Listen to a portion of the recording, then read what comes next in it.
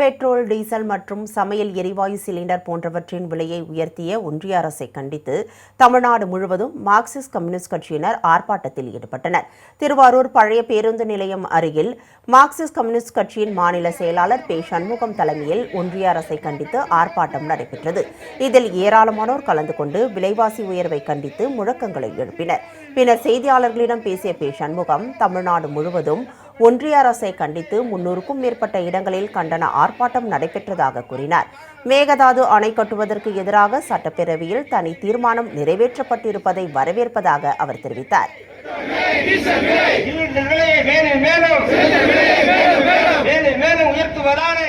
தமிழ்நாடு சட்டப்பேரவையில் இன்றைய தினம் மேகதாட்டின் காவிரியின் குறுக்கே மேகதாட்டு என்ற இடத்தில் புதிதாக அணையை கட்டுவதற்கு கர்நாடக அரசாங்கம் முயற்சிப்பதை கண்டித்து இன்றைய தினம் தமிழ்நாடு சட்டப்பேரவையில் தீர்மானம் நிறைவேற்றப்பட்டிருப்பதை மார்க்சிஸ்ட் கம்யூனிஸ்ட் கட்சியின் சார்பில் வரவேற்கிறோம்.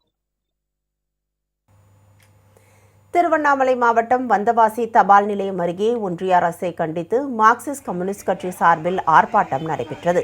இந்த ஆர்ப்பாட்டத்தில் ஏராளமானோர் கலந்து கொண்டு பெட்ரோல், டீசல் விலை உயர்வை கண்டித்தும் 100 நாள் வேலையை முந்தைய சட்டப்படியே தொடர்ந்து நடைமுறைப்படுத்த வலியுறுத்தியும் கண்டன முழக்கங்களை எழுப்பினர்.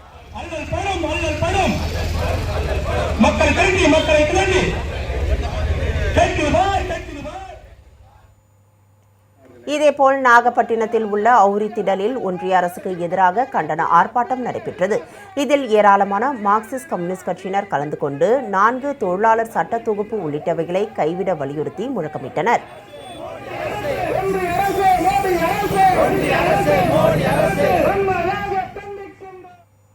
இதேபோல் கிருஷ்ணகிரி புதிய பேருந்து நிலையம் அருகில் மாவட்ட செயற்குழு உறுப்பினர் லெலின் முருகன் தலைமையில் ஒன்றிய அரசை கண்டித்து ஆர்ப்பாட்டம் நடைபெற்றது.